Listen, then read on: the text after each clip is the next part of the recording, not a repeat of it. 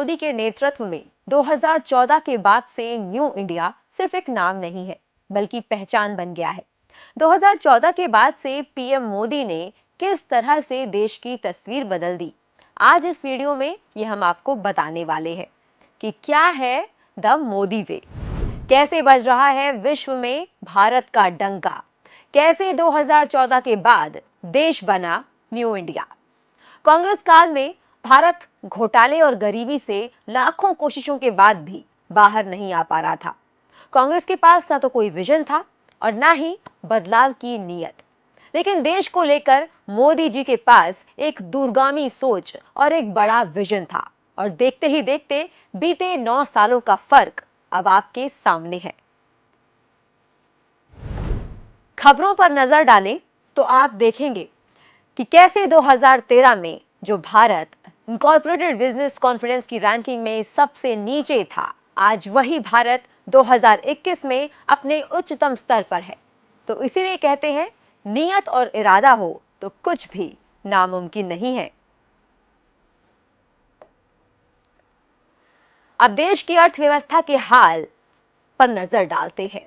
साफ दिखता है कैसे भारतीय अर्थव्यवस्था एक दशक तक धीमी ही रही, लेकिन दूसरी तरफ उसी भारतीय अर्थव्यवस्था की रफ्तार न केवल तेजी से बढ़ी, बल्कि आज सबसे अच्छा प्रदर्शन भी कर रही है। 2014 में जो भारत ग्लोबल इनोवेशन इंडेक्स में 10वें पायदान से भी नीचे गिर चुका था, वो 2022 में पीएम मोदी के कुशल नेतृत्व में न केवल 6th पोजीशन पर आया, बल्कि टॉप 40 कंट्रीज में भी शामिल हुआ। ये है द मोदी वे।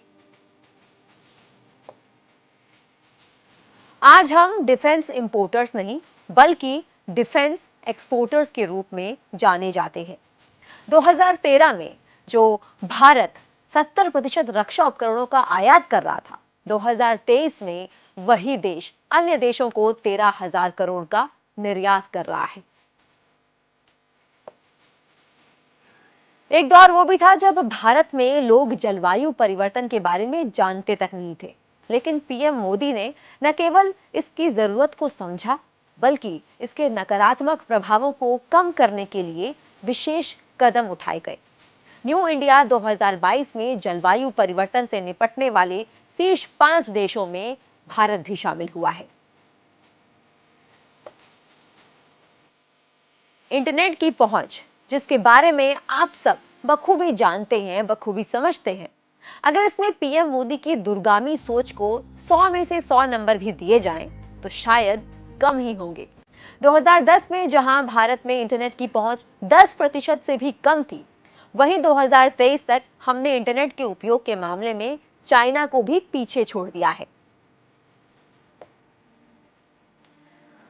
आप खुद ही फर्क देख लीजिए। 2013 में जिस भारत की छवि ब्रिक देशों के बीच सबसे बदतर थी, 2022 में उसी भारत का प्रदर्शन किस प्रकार से शानदार रहा। अब आप समझ रहे होंगे कि लोग क्यों कहते हैं कि मोदी है तो मुमकिन है। 2013 में विदेशी निवेशकों के लिए भारत एक अंतिम विकल्प के रूप में था, वहीं 2023 में ये सोच बदल गई। आज उनके लिए पहली पसंद चाइना नहीं, बल्कि हमारा भारत है। ये बात तो आप सबके जहन में जिंदा होगी कि कैसे कांग्रेस शासन में देश आतंकवाद की गर्द में डूबा हुआ था, लेकिन आज का भारत घर में घुसकर जवाब देता है। 2012 तक देश में आतंकवादी हमले अपने चरम पर थे, लेकिन आज हमले न केवल कम हुए हैं, बल्कि आतंकवादी संगठनों को जड़ से खत्म करने की दिशा में भी जोरों शोरों से काम हो रहा है। मोदी जी ने हमेशा महिला सशक्तिकरण को प्राथमिकता दी है। उसी का नतीजा है कि जो भारत 2013 तक महिला उद्यमिता के क्षेत्र में सबसे खराब प्रदर्शन करने वालों में से एक था, वहीं आज इंडियन बोर्ड्स में महिलाओं की संख्या 3 गुना बढ़ी है। इसके साथ ही उनके सशक्तिकरण की दिशा में भी अनेक अवसरों के द्वार भी खोले गए हैं। टॉयलेट्स, जिनको कांग्रेस शासन तक जरूरत ही नहीं समझा गया, वहीं मोदी शासन में टॉयलेट्स को लेकर जागरूकता बढ़ाई गई। आजादी के 66 सालों के बाद भी 59.4% ग्रामीण भारतीयों के पास टॉयलेट्स नहीं थे, लेकिन पीएम मोदी की प्रबल इच्छा शक्ति द्वारा 2019 में भारत को खुले में शौच से मुक्त घोषित किया गया। 2012 तक भारत 3G तकनीक को भी ठीक से अपना नहीं पा रहा था। इस क्षेत्र में कांग्रेस के घोटालों को शायद ही कोई भूल पाया हो, लेकिन आज भारत ने न केवल 5G तकनीक को अपनाया है, बल्कि इसे अपनाने की दर यूके और यूएसए की तुलना में दोगुनी है। 2013 तक इंडिया का सर्विस सेक्टर अपनी सबसे खराब स्थिति में था, लेकिन पीएम मोदी के लिए कुछ भी नामुमकिन नहीं है। 2023 में इंडिया का सर्विस सेक्टर 12 साल में सबसे उच्चतम स्तर पर है। कहते हैं देश का हेल्थ सेक्टर मजबूत हो तो देश भी मजबूत होता है, लेकिन 2013 तक भारत का हेल्थ केयर अपने पड़ोसी राज्यों से भी गया गुजरा था। लेकिन 2023 के बाद से स्वास्थ्य सेवा में एक नए युग की शुरुआत हुई है। कांग्रेस शासन में वर्षों तक नॉर्थ ईस्ट उपेक्षित ही रहा है, लेकिन 2023 में नॉर्थ ईस्ट विकास के नए रास्तों से जुड़ता जा रहा है। हाल ही में नॉर्थ ईस्ट में भाजपा की जीत भी इस बात का प्रमाण देती है। ये तो हम सब जानते हैं कि सेना के वीरों को लेकर कांग्रेस का कैसा रवैया रहा है।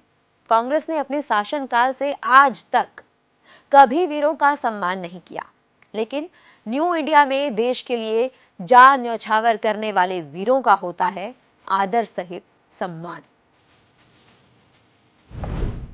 2013 में वैश्विक स्तर पर भारत में नौकरियों की स्थितियां थी सबसे खराब, लेकिन आज 54% कंपनियों को न केवल भारतीय टैलेंट पर भरोसा, बल्कि वैश्विक स्तर पर नौकरियों के मामले में भारत दूसरे नंबर पर है। 2012 तक जहां भारत में डायरेक्ट बेनिफिट ट्रांसफर को लेकर थे बहुत सारे लूप होल्स, लेकिन 2015 में पीएम मोदी के नेतृत्व में इन सभी लूप होल्स को खत्म करके डायरेक्ट बेनिफिट ट्रांसफर का लाभ जन जन तक पहुंचाया जा रहा है। कांग्रेस के समय में ऑर्डिनेंस फैक्ट्री द्वारा हथियारों की आपूर्ति में हो रही थी देरी से आईटीबीपी प्रभावित होता था, लेकिन मोदी सरकार की कमान संभालने के बाद ऑर्डिनेंस फैक्ट्री बोर्ड में शामिल हुई 7 नई रक्षा कंपनियों में से 6 ने पहले 6 महीनों में ही लाभ दर्ज किया।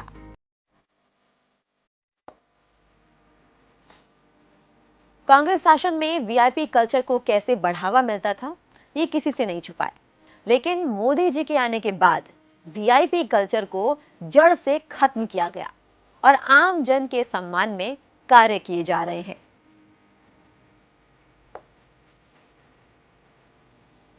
अब जरा ये फर्क देखिए, जो भारत 2012 तक डोमेस्टिक एविएशन सेक्टर में सबसे खराब प्रदर्शन करने वाले देशों में से एक था, 2023 में वही देश डोमेस्टिक एविएशन सेक्टर में आसमान छू रहा है। मोदी जी कहते हैं इच्छा शक्ति हो तो कुछ भी असंभव नहीं है। देश के सुरक्षा बलों को मजबूत करना एक देश की ताकत के लिए बहुत ही अहम बात होती है, लेकिन कांग्रेस के पास तो इसके लिए पैसे ही नहीं थे। लेकिन आज का भारत छोटा नहीं सोचता। आज भारतीय सुरक्षा बल एआई आधारित उपकरणों से लैस है। अब तो दुश्मन देश पर नजर डालने से पहले भी 100 बार सोचेगा। कांग्रेस के समय में देश ने वो दौर भी देखा था जब पद्मा पुरस्कारों के लिए बोलियां लगाई जाती थी, लेकिन ये आज का भारत है। मोदी जी का न्यू इंडिया है। आज उन लोगों को इस सम्मान से नवाजा जाता है जिन्होंने अपने बिल्कुल साधारण से परिवेश से निकलकर असाधारण काम किए हैं और खुद जनता उनके नाम सरकार को सौंपती है।